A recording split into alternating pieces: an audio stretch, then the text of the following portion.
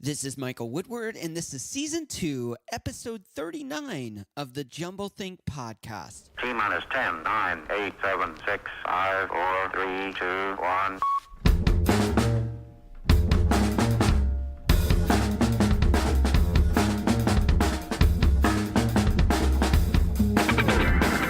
Welcome to the Jumble Think Podcast. We focus on telling the stories of dreamers, makers, innovators, and influencers who are chasing their big ideas and dreams and changing the world around them. Along the way, we'll give you some tips and ideas of how you can chase your own big ideas and dreams and change the world around you. Our guest on today's episode is Theresa. More about Liz in a moment. Our guest on Monday's episode is Jeremy Slate. Jeremy is the founder of Create Your Brand Media.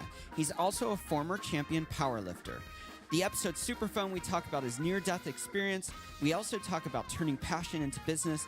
And we talk about the world of podcasting. Jeremy and his team have become great friends of the Jumble Think Podcast, and we are so excited to have him on as a guest. So make sure to check out Monday's episode with Jeremy Slate. Now let's get today's episode going. Hey there, welcome to the Jumble Think Podcast. My name is Michael Woodward. I am your host and super excited about today's episode. We've got a great guest lined up for you. Before we jump into today's episode, I want to encourage you wherever you listen to podcasts, click that subscribe button.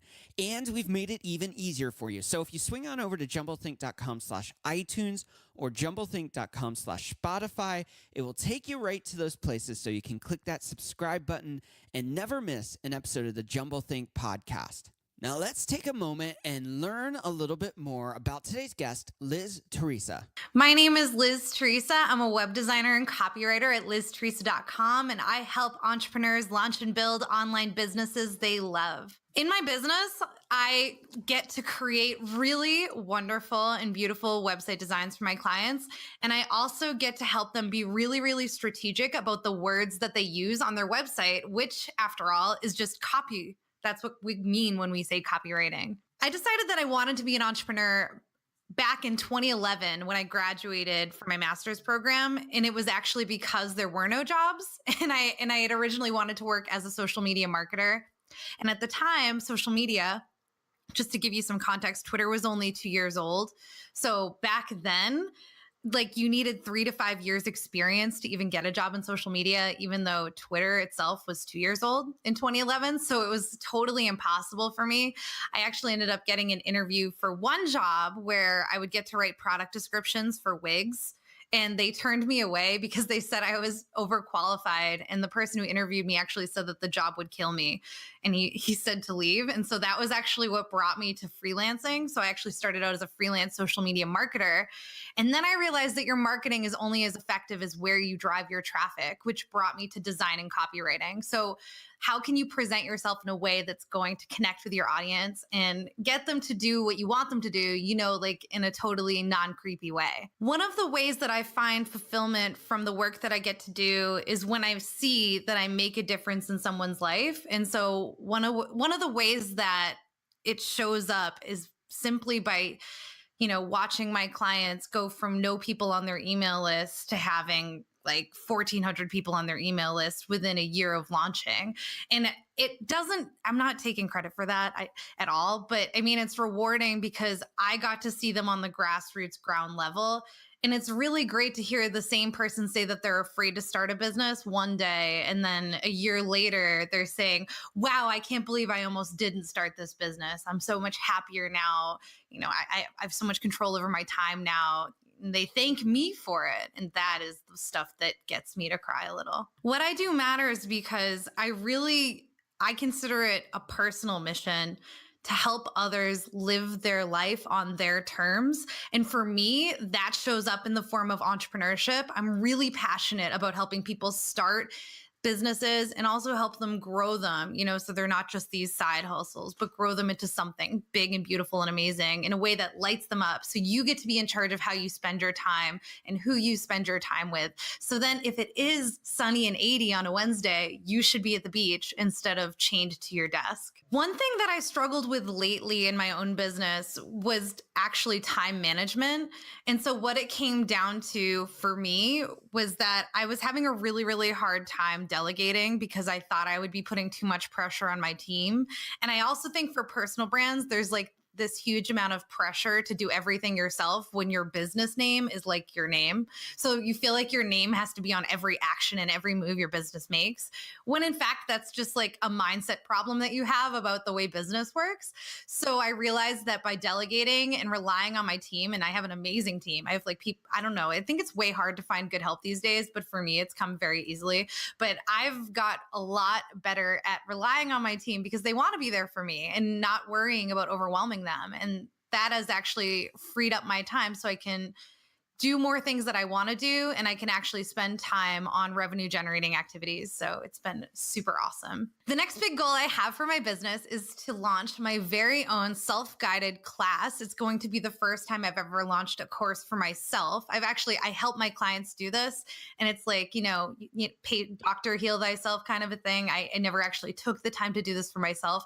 So it's going to be a copywriting masterclass on helping people write highly converting copy for their website in a way that lets you avoid hiring an expensive copywriter, so that way you can actually just go at your own pace and make sure that your marketing copy is totally non-cheesy, but highly converting and still in your voice. In a moment, we'll dive into our interview with Theresa. Our passion at Jumblethink is to help dreamers, makers, innovators, and influencers to chase those dreams and ideas, make them happen, and change the world around them. One of the ways we do this is through our free guides. You can find them at jumblethink.com/guide. That's jumblethink.com/guide. We have 2 guides: how to know when you found your dream and overcoming the unknown. All you have to do is swing on over to jumblethink.com/guide to download your free guides. Now let's return to our interview with Theresa. Liz, I am super excited to have you on the podcast. Thanks for taking time out and being with us today. I am beyond excited to be here. Thank you for having me. Now, before we dive in, I always like to make sure that you get a chance to tell people right up front how they can connect with you. Oh, everybody listening, I'm at Liz Theresa everywhere, and it's LizTheresa. So LizTheresa.com, at Liz Theresa, Facebook, Twitter, everywhere. And I have a free copywriting training video at freecopyvideo.com. Very, very cool. I'm super excited to have you on. We've worked in the same kind of space that you do for a long time. I owned a web development and design company for several years called Woodward Design Group. And so it's exciting to have someone in the same industry on to share their insights, get a different perspective, and, tell us why this stuff matters. Yeah, and I always find it's really valuable to learn from other people, that do things differently. The best people I know professionally and the best people that have made the most lasting impact on me have thought differently than me, and they help me grow. So I like it too. We're going to get into what you do and how you approach it, because I love your approach to the world of web. And we'll talk about that in a minute. But I want to back up. You were telling us at the beginning of this episode so far about your journey into entrepreneurship and how it was kind of an unexpected journey.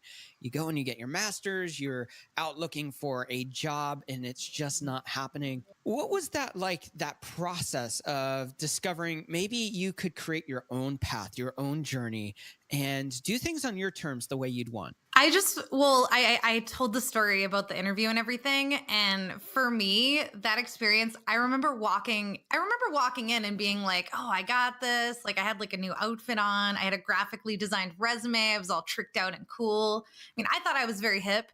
And then when they told me that the job would like suck the soul from my body, and then he's like walking me out of the building, I was like, did I do a good job? Was that a good interview? And like, it was still kind of processing in my head because it was such an unexpected thing for someone to say. I mean, the guy worked there. He was like a boss.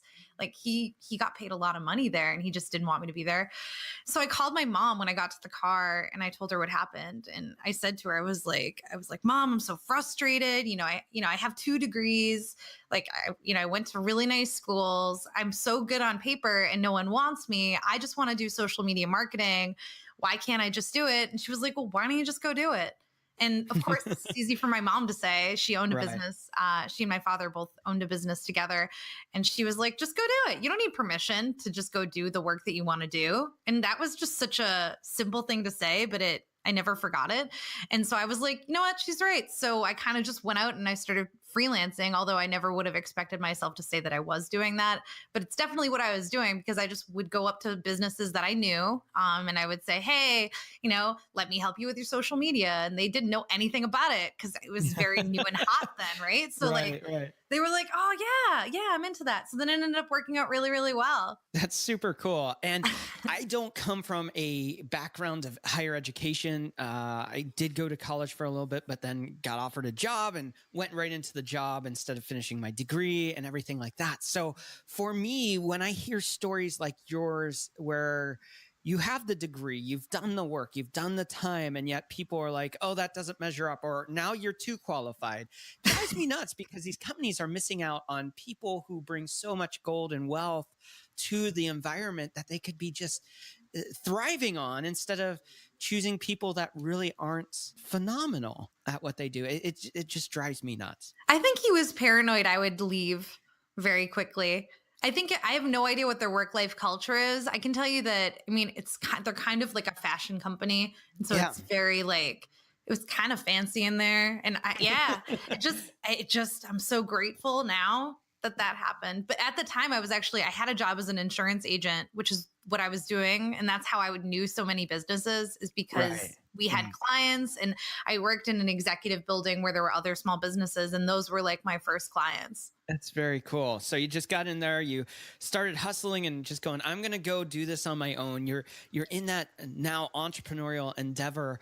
Tell us a little bit about overcoming the fear of just starting, because often entrepreneurs, whether it's situations like yours or whether it's they have an idea and they're just like not sure how to start, they get stuck and they don't go forward. How did you overcome that for your journey? I think it was honestly because I saw that my parents had a business. Yeah. And I figured if I did a service, it would be easier. Like they actually had a product. My father used to make diving equipment. So he made like the stuff for the movie Men of Honor, like the old fashioned helmets and stuff. Yeah.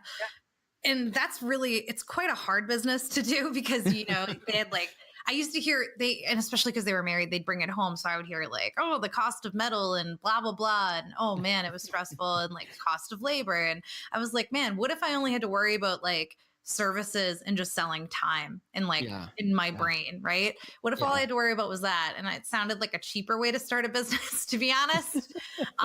So that's kind of what drew me there. And it made it seem like this viable option. And I was determined to not make mistakes that I saw them make too. So so that it kind of made it more okay. My friends did think it was weird, so it's not like I didn't have any weirdness about it. But they also were like, well, if anybody could make that work, it's probably you. And that was nice, Yeah. And that's such a hard part of the entrepreneurial journey, because you're going to have people that encourage you. And for you, it's awesome that it was your parents, because oftentimes parents don't get it when people are like, hey, I've got a dream and I'm going to go after it, or I have an idea. And it's really cool to have that advocate of parents that have been down that journey before you. And now you're on that same journey. How do you overcome those friends who may, we're all on this journey of status where we want to be accepted and embraced by the people around us. Mm-hmm. How did you overcome kind of their voice of, okay, this is kind of crazy, what are you doing? How did you overcome that? I think I always went my own way as a person. Okay. Yeah. And then, I struggled with it majorly in high school, where you're supposed to just be like everybody else, because I was a theater kid and I still didn't fit in with the theater kids. So that's what I was like in high school. I mean, I would be a theater kid, but I didn't want to like get high and like, do weird stuff at parties. So like, I mean, not that all theater kids are like that, but so I didn't smoke or drink or do anything. So then I was weird and ostracized for that. But I also like was very girly, and I used to go tanning, and I was blonde. So like I was just very different than I am now in high school. And then like in college, I think about it, and I had so many friends in a million different groups. And so I really blossomed then, I would say. And then when I look at myself as a character, and of course I would, because it's like, I think about words and literature and writing all the time. So I'm like, as if I'm not myself, but looking at myself objectively, making decisions throughout my life. Like, I mean, I'm also divorced, and I was young when I got divorced. And I remember that feeling of when I got divorced was similar to when I started a business, because it was like, it really made a splash. Like, look at what Liz is doing now, right? Like, she's willing to leave her husband, but that was it was a very toxic relationship. And it was scary, I guess, but I always figure the other side has to be better than this. And so is it better to wait to do something that you feel you might be meant for, even though it's safer where you are right now? I mean, that's a question that I guess people think, right? Like when they look before they leap, but I've always leapt. So you just go for it. Yeah. That's so cool. You mentioned earlier that part of what you do is, of course, web design, copywriting, and that element. But what stood out to me is so often we have encountered the web designer, and I'm sure a lot of business owners can relate to this, or web developers that they've met, and they're just doing the website. Give us your photos, give us your copy, put it together, launch it. You mentioned that you have a passion for helping others live the lives that they want on their terms. And then past that, you love taking the person who's like, hey, here's my side hustle, it's kind of going on, and making it much more sustainable, much more of a larger picture for them instead of just the side hustle. Where did that foundation for you to start to go beyond just building websites or just helping people get that side hustle from side hustle to sustainable business? What kind of built that foundation where you have this deep passion for helping others? Well, I think for me, I knew I wanted service-based business before I even knew what service I was going to give. And I think that's because I decided who I wanted to work with before I actually decided what I would help them do. Okay. And I just, it's like, I knew I always wanted to work with entrepreneurs and startups because I didn't like larger corporations or larger businesses because there's so much bureaucracy. And I liked working with people that are willing to take leaps and get their hands dirty like me. And so I kind of picked out who I wanted to work with. And then I said, okay, what is something people come to me for? And I used to make websites for fun. So that's why websites wasn't the first idea I had. I actually thought of social media because it was edgy and fun and different and would involve copy, copywriting, which came naturally to me. But I used to make like websites for fun on like Homestead and Angel Fire. I don't know if you ever remember these, but it was like I knew HTML and I had like a SpongeBob website that was very popular back in the day. And so, everybody's got to start somewhere. So that's kind of where it came from for me. So that's why it's more about the person that I work with, because that's kind of why the business was founded, is that I wanted to help the person. And then I said, and here's how I can help that person. It's so cool. And I think it's a great way to approach it, because instead of just building websites, you're really building solutions for people to grow what they're doing at a different level. You're seeing the larger picture. It's not just putting the nuts and bolts together, designing a pretty website. You're actually seeing how that website can be used as an asset, as a tool for that customer to really extend what they're doing in a digital world. Yeah. I want people to feel like they're their best version of themselves online. And that's how I feel about Liz Theresa, the brand too. Like Liz Theresa. So my real name when I was born was Elizabeth Downey. And my legal name is Elizabeth Anderson, because I'm married now. But I call it Liz Theresa because to me, Liz Theresa is the greatest version of me. She's everything I love about myself, but in a brand. And I want everybody's brand to feel like that for them. You are a specialist in the space of copywriting, especially for the world of web. What makes good copy? Or let's actually step back. What is copy? Because a lot of people are going to be listening going like, a Xerox machine? What are you talking about, copy? Yeah. I don't know how to make one of those yet. No, it's okay. I like explaining this. Copy is the words that you use on your website. And when you say web copy, that's what that means, or words that you use in any marketing or advertising space about your business. So a lot of businesses, they're going to come in and say, my copy is all about this is what we do or this is what we offer. Okay, we're an attorney and we do personal injury and we do litigation and we do X, Y, and Z. This is who we are. This is our services. It's very factual. It's very absolute. How do you approach copywriting, and what does good copy look like to you? It's about your client and your customer. It's not actually about you. And that goes through your about page. So similar, and I can't help but make this more linear, like thinking about the way that we just talked about, what came first, the websites or the people. And for Yeah. me, the people came first. And so for you and your business, your people come before your product or your service. And that goes for the way that you write your copy. So you're going to actually spend time talking about them, their feelings, their specific, and I say get specific, like their Okay. specific feelings, thoughts, and behaviors, that their struggles, like getting down to what's going on in their head. So that way, when they get to your website, or even if you think about, print marketing and they're picking up that flyer, they Yeah. might say, you want them to go in their head, ooh, I'm in the right place, or ooh, this person gets me. And, that's going to create that instant connection. Okay, let's take this further. Yeah. You've kind of defined what good copy looks like. How in the world do you assemble or create good copy so that you're engaging with your customers and drawing them in to be part of your story? So yes, I love doing this. I have an exercise. Okay. Okay. I like to do with people. Yeah. And so I always have people say, I have them think of their ideal customer, their ideal target audience. And then I have them do a fill in the blank exercise. And I do this usually like when you work with me, like in a session, I do this in session. It's also in the copy masterclass, and it's called the I totally get you exercise, or it's called the IGY exercise. Okay. But essentially it's kind of like, like I totally get that you, where like I totally understand that you, where you is the customer. So you're saying like you, the customer, I get that you feel this way. And then in the blank after the word you, that's when you fill in those specific thoughts, feelings, and behaviors that I kind of alluded to before. So Yeah. let's just imagine that you're a health coach, just for example.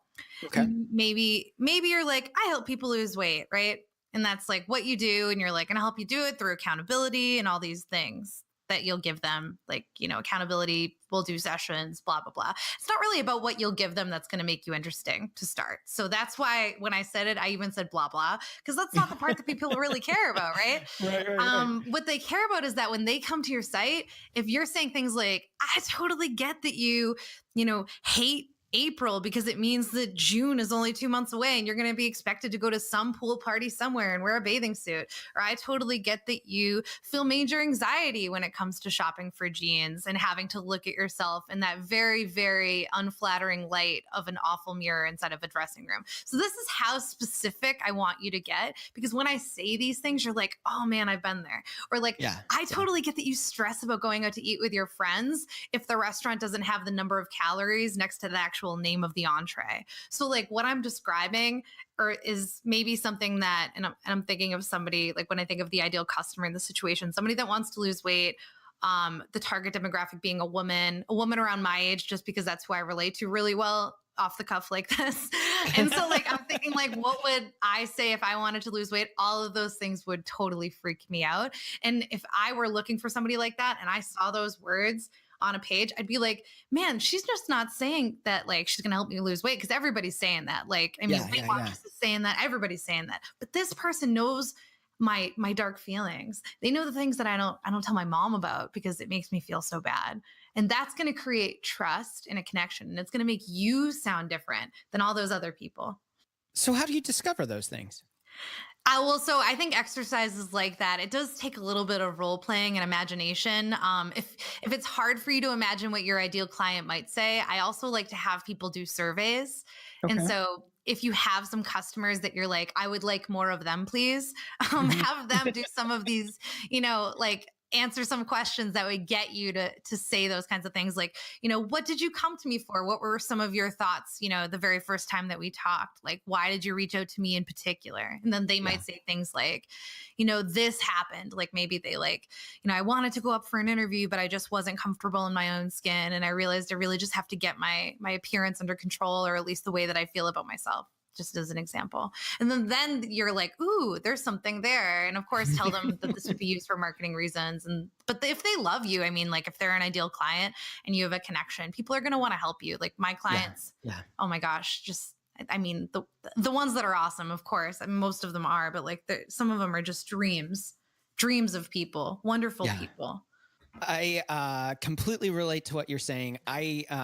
am not as kind with my customers or clients as you probably are. So when they come in, one of the first things I usually say is, I don't really care what you want. And I'm like, because what you want doesn't matter unless it aligns with what your customer wants. You've got to be understanding what your customer wants, what they desire, what they need to hear to get into that. And what you're saying, I love, because it goes one step further. It's not just about what they want, it's about what they feel. And I think that's a powerful thing.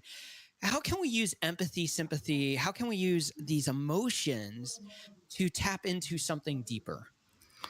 Deeper with our customers? Yeah. Yeah. I think that this goes very much into when people talk about like, know, and trust. And Okay. so, it's like, I love hate talking about things that people talk about, but like, I think for your listeners, they might have be like, I've heard of like, know, and trust. And so but like, they might not have any real practical understanding of it, because it's a thing that marketers toss around to sound smart. So I am doing that a little, but the like, know, and trust thing is really, it's a factor that is going to, have a lot to do with your ability to convert leads, into actual sales, profits, customers. So leads being, people that come into contact with your brand, hopefully opt into your email list. They might like your Facebook page. These are all warm leads, those kinds of people.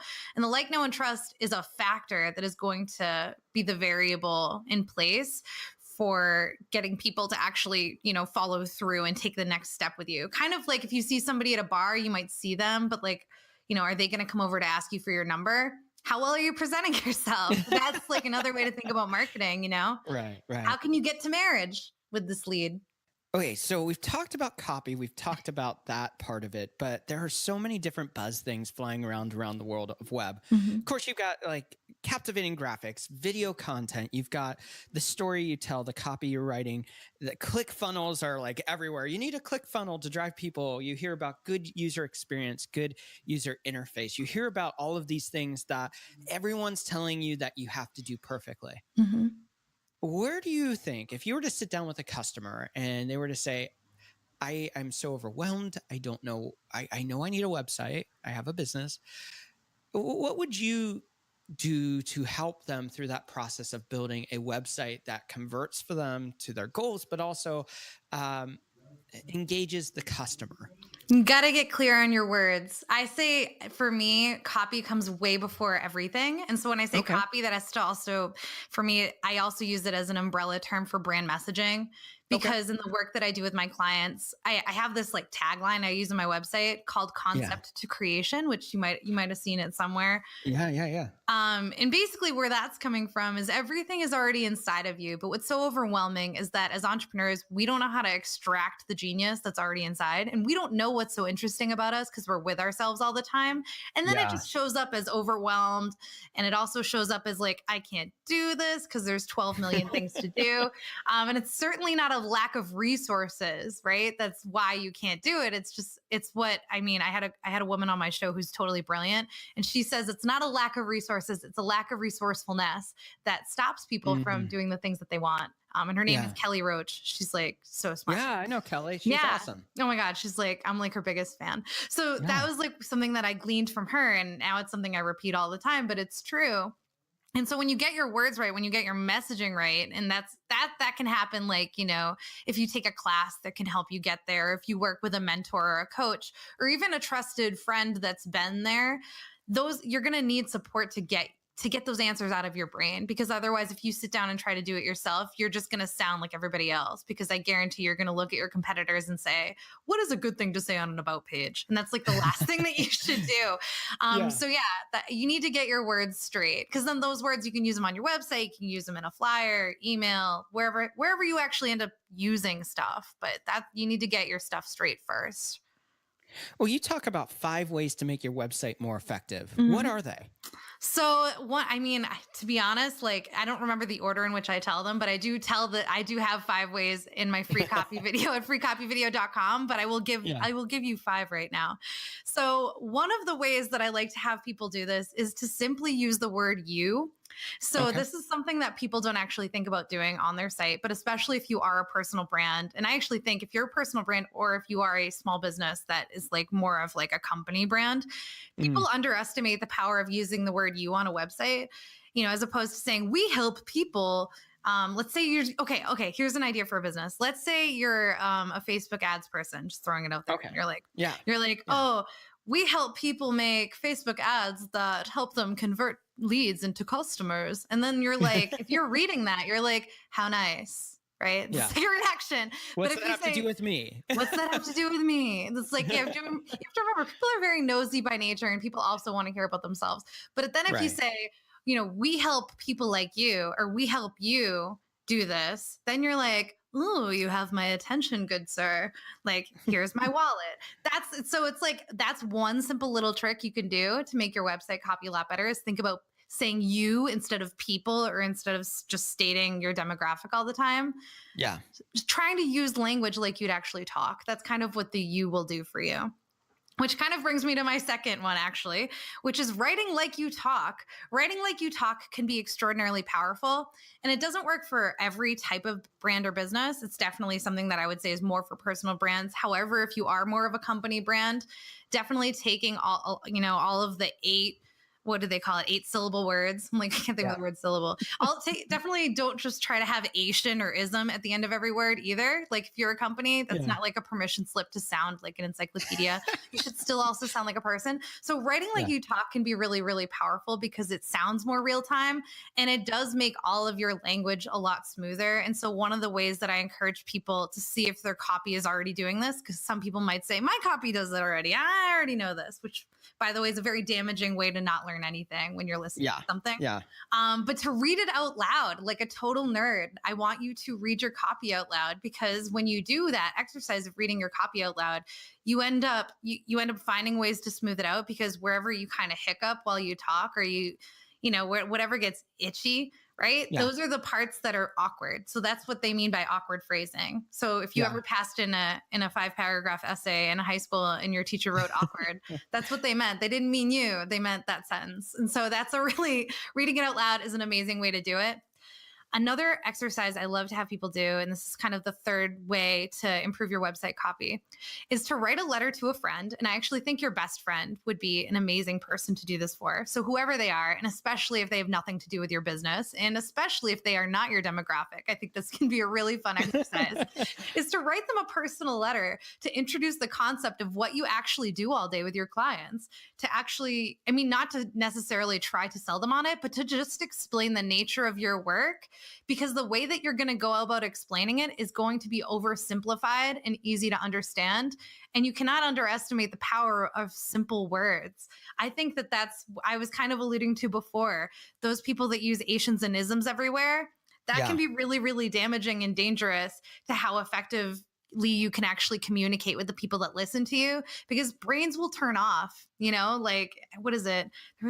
There's actually a statistic about this, which kind of brings me to the next one, but so I might get ahead of myself. But when people see more than 7 things at once, for example, like your brain gets overwhelmed when you see more than 7 options at once. So imagine these really long, winding sentences full of Charles Dickens like words. Are you going to lose yourself? Like if you read your copy and then you're like, I need a chai, and you like go to Starbucks and forget what you were reading, then that's a sign that you're not holding other people's attention, because you wrote that. Like you should be interested yourself. So it's just a really, really good test. But yeah, like I said, that statistic does bring me to, is this number 4 or 5? Number 4.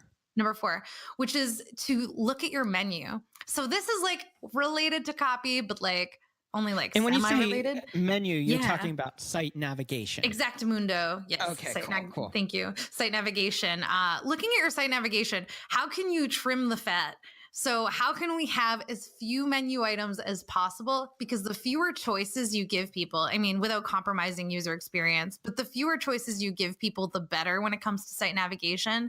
Because when you give people too many options, oftentimes they won't take an action at all, and they'll just totally bail. They'll just be like, I'm out of here when they get to your site, which is called having a really high bounce rate, where they're like, I'm a bounce, right? That's what a bounce rate means for people that are listening. I like to call it, I actually like to say, I'm a bounce when I explain it to people. I totally geek out about it, which you might think is kind of funny. But yeah, that's another way to keep people on your site. And then I would say, oh gosh, I have so many tips. Which one should I do for number 5? Okay, I'm going to do this one. Make sure that on every single page of your site, you have clarified somewhere on the page and in some format. It doesn't have to be like copy pasta on every single page, but I would like you to say on every single page of your site who you are, who you help, and the problem that you solve for the person that you help. And that needs to be on every single page. And that's for a variety of reasons. But one of the reasons being people need to be told something. Oh, this is another number 7 statistic here. And this might be one I'm like paraphrasing and getting slightly wrong.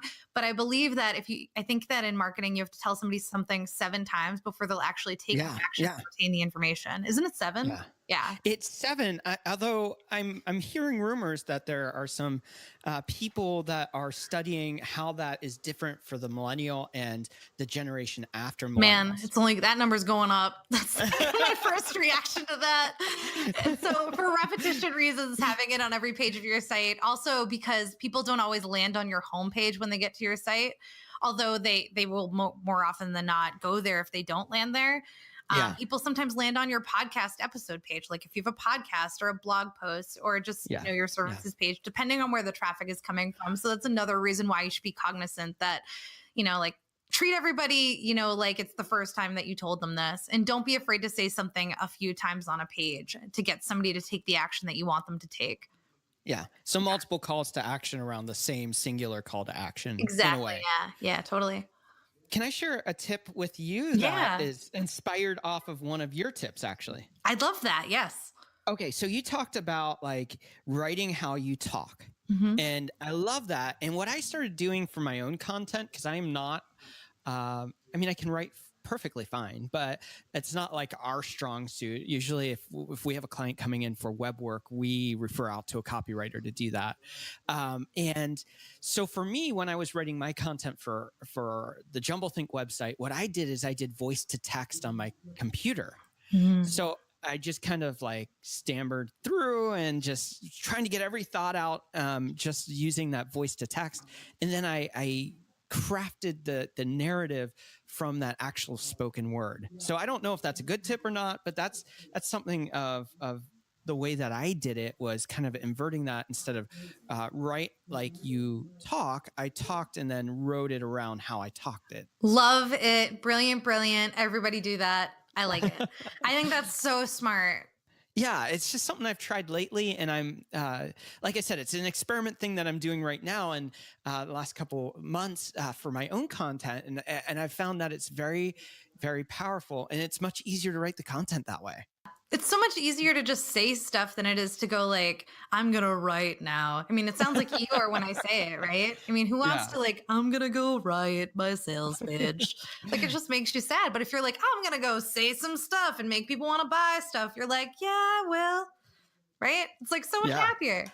Yeah, for sure. Now, as we wrap up this segment, I wanted to make sure that we talked about mission-centered business. Because I know that you're kind of in this discovery phase around the world of how you use words to communicate your mission and both in personal and business, how those two spaces actually coexist.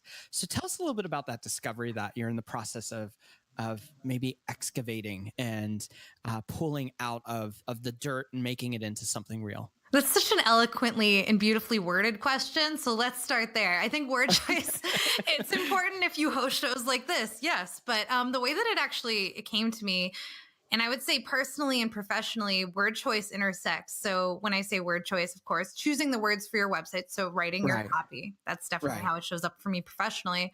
And then personally, the way that it showed up for me last week is, I will say I got quite a few emails from just different people, not even necessarily clients, but I got a couple emails that were like less than savory is the nicest way to put it, where maybe words were said and I looked at it and I read it a few times. I maybe copy and pasted it and sent it to my husband and said, what do you think this person meant when they said blah? And like, I got some reactions like, wow, someone actually said that to you. And of course, that means that I shared it around, not just my husband, but maybe I showed a couple of friends and I didn't say who it was, but I was like, hey, you gotta, look at this. And then, and people were more shocked that somebody would have said what they said. And so that is to say, I mean, the person just said something really off color to me, but it wasn't even an insult. It was more just like a really inappropriate remark kind of about me personally. And it stuck with me, but not so much because I was like personally offended, because I guess there's a degree of that, but I was more outraged that people are not more careful with the way that they use language. I think the wonderful thing about the English language, and I think that correlates to copywriting, what's so wonderful about it is that you don't need to be like a professional to have it at your disposal.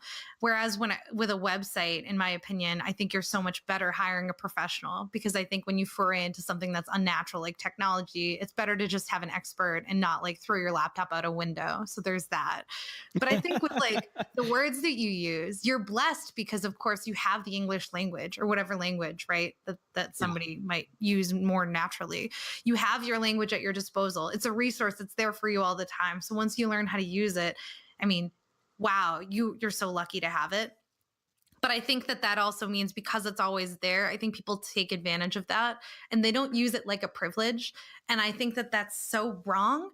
And for me as a human, as a person who's just part of the world, as a citizen of the world, however you want to think about showing up in your world and in your environment, I consider it my absolute duty. And I would say that this is also because it's people before product for me, but I show up to be kinder, to learn to be more empathetic every single day of my life. And everything that's happened to me, and I would say personally and professionally, and I would say especially my divorce. So when I did get divorced, my view of the world changed in the way that I suddenly had a view of the world. Like I suddenly saw myself as part of something bigger, even though I was an entrepreneur before that. I didn't truly see the urgency that it's a privilege to be alive. It's a privilege to be alive. And if you are here, it's so much more wonderful to leave other people better than the way that you find them. And I think that doesn't just show up, as a client and a person that hires you, or a customer that buys something on your website. It shows up as people that read your blogs. It shows up as like the person behind you at Starbucks that you might buy coffee for. It shows up in 1,000 different ways. So that way, I want to make it so everybody's more careful about the way that they use their language and that they use it with responsibility. And, because it's powerful. Words are so powerful. It's an incredibly powerful tool. And it's just a shame. I think a lot of people are misguided with the way that they use it. And so I want to create a kinder and more compassionate entrepreneurial community. And it's my hope that I rub off on my clients when we get to work together that way. I'm not perfect. I mean, at all. I have a temper. I get really mad when I watch football and if the Red Sox lose. So like I have moments, right? But I do try to leave every relationship better than when it found me. That's like how I try to leave that. And so every working relationship and every personal one. And I think that the words that you use, it's really important to be kind. Yeah, I come from the pastoral world, being a pastor, and there's a Hebrew passage which talks about, words are sharper than a double-edged sword. They have the power of death and life in them. And I think that's just so true that especially in the day and age in which we live, and in the freedom to be able to communicate using social media and everything like that, and not have consequences to our words. So many people talk about, we have free speech. Well, just because you have that right doesn't mean that you always need to utilize it, because what we're saying and what we're doing does have consequences, whether we have the right or not have the right to say it. And think about the person that, like, if you're mad at someone, think about the person on the other end of that email and what is going on with them. I mean, and why, and if you are not an empathetic person, you're going to be terrible as an entrepreneur, because you're not going to think about your customer ever. And that's going to always come back to haunt you. And that is true, because like, I got to say that the mean people do not last in terms of business, because and so that's why I want to create a way more compassionate entrepreneurial community, people that help each other and people that genuinely want to make an impact and help their customers and help their clients. Leave people better than the way that they find them. Those are the people that I help too. A lot of my clients, they are usually, coaches. I would say, like, I have a lot of health coaches, which is why I had that example, but I also have nutritionists and dietitians, and I also have fitness people and money experts. And and like also leadership development coaches. So people that help you get that next big job. So I work with people that always try to better other people. So my personal mission with teaching people to be more selective about their language, I really hope it translates for me. Like that's the way I wanted to show up, is that I wanted to show up in all aspects of your life. So good. That's so good. There's so much more we can talk about. I know. Unfortunately, we're running out of time. I want to make sure that people know how they can connect and find you. Yes. Because I know some people are going to be like loving what you're saying, and you've got some cool resources. So we want to make sure to share them with our audience so that they know how they can get connected. Thank you for letting me do that. So everybody, you can find me at Liz Theresa everywhere on social media. LizTheresa.com is my main website. I have a podcast called the Liz on Biz podcast. So if you are a listening type of human, you may like checking that out. And I also have a free copywriting training video, so you can go write your own copy at freecopyvideo.com. We'll be right back with Liz Theresa and our rapid fire questions. You have big ideas and dreams, and we have some resources to help you on the journey to make them a reality. Swing on over to jumblethink.com/guide. That's jumblethink.com/guide. And check out the 2 free guides we're currently offering: How to Know When You Found Your Dream and Overcoming the Unknown. So swing on over to jumblethink.com/guide and download your free guides. Now let's join Liz and jump into our rapid fire questions. We're back with Liz Theresa. Liz, are you ready for some rapid fire questions? I think so. I'm a little nervous, but I got this. Our first question is, what is one tip you would give someone with a big idea or dream and they don't know where to start? My first big tip is picture what it looks like when you're on the other side of that dream. So what does that success of that dream look like to you? And once you know what the other side, that point B, looks like, you'll know what point A needs to be in order to get you there. What is one change you'd like to see in the world? I want to see a kinder and more compassionate world. I think that people with what we were just talking about, using technology, I think it's so easy to just like get carried away and not think about the things that you say. So I want people to start thinking before they tweet. What do you want your legacy to be? I want to be known as a really wonderful mother. So when I do get to have children, that's my top priority. Very cool. Where do you find inspiration? My mom. My mom's the most wonderful person in the world. Very cool. What's one book you think every dreamer or entrepreneur should read, and why? The Art of Imperfection by Brené Brown, because it's wicked short. So even if you're not a reader, you can totally do it. And it will help you be more comfortable being vulnerable. And what is one tool that is significant for the success of your business? Like a tech tool? Whatever tool you think. For me, I would say my calendar. I think it's really important to have your scheduling straight, and you want to make it as easy as possible for people to connect with you. So I use Calendly so people can book with me directly. And also my calendar, it tells me what to do all the time, but in a loving way. What is one habit you find helpful in your life as an entrepreneur?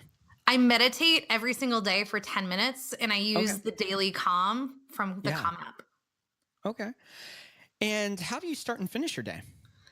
Well, I wake up at 6 a.m. and I make breakfast for me and my husband. And so that's how I start my day. And the way that I finish my day, I usually do a crossword every single night before I fall asleep. That's fun. Yeah. If you weren't doing what you're doing today, what do you think you'd be doing? I think I'd have a fashion business. So I think I would have a boutique or be a designer or something. That's cool. And what is one dream that you're still wanting to fulfill in your own life? I've always wanted to be a cartoonist and have a comic strip because I'm really good at cartooning and drawing. That's cool. That's very fun. As we wrap up today's episode, what's one last thought you want to leave us with? I want to encourage people with ideas. I want you to dare to say the things that you dream of doing, because I don't want you to feel silly when you have dreams. I think it's really important to start telling someone about it. So don't just leave those in your head, because when you start telling people, that's how you get support to follow through. And you can do it, but you got to start talking about it out loud and not just in your head. That's so good. Liz, it's been a lot of fun having you on the podcast. Thanks for taking time out, sharing your story, and giving us some great insights into the world of web, into communication, and the broader sense of great copywriting. Thank you so much for having me. It's been so fun. And thanks everybody for listening to me. Once again, we want to thank today's guest, Liz Theresa, for taking time out to share her story and give us some amazing insights into the world of copywriting, into the world of entrepreneurship, and so much more. If you want to learn more about Liz, make sure you check the episode notes and find all of those wonderful links to what she's creating. If you haven't already, make sure you take a moment and subscribe to this podcast. You can swing on over to jumblethink.com/iTunes or jumblethink.com/Spotify. It'll take you right to those amazing apps where you can subscribe. Also at the Jumblethink website, jumblethink.com/podcast, you can find other places you can subscribe to this podcast. As we wrap up today's episode, I want to leave you with this final thought. No matter what people tell you, words and ideas can change the world. Robin Williams said that, and it's so true. No matter what comes against you, no matter who says what, your words and your ideas can change this world. Just step into that belief. Step into the fact that what you believe and who you are and what you have to offer this world has power. It has significance. So choose your words, choose the message you want to share, and choose the ideas you believe in, and then make them a reality. I want to thank you for tuning into today's episode, and as you leave today's episode, get out there, take those ideas and dreams, those things that you've wondered about and dreamed about for years, and put action to them. Step out, take a step of faith, and change the world around you. Les mères de famille, les enfants, peuvent également prendre un moment revitalisant dans quelques mois, lorsque vous aurez bien saisi la technique et que vous serez maître de votre corps. Vous pourrez vous décontracter même en travaillant.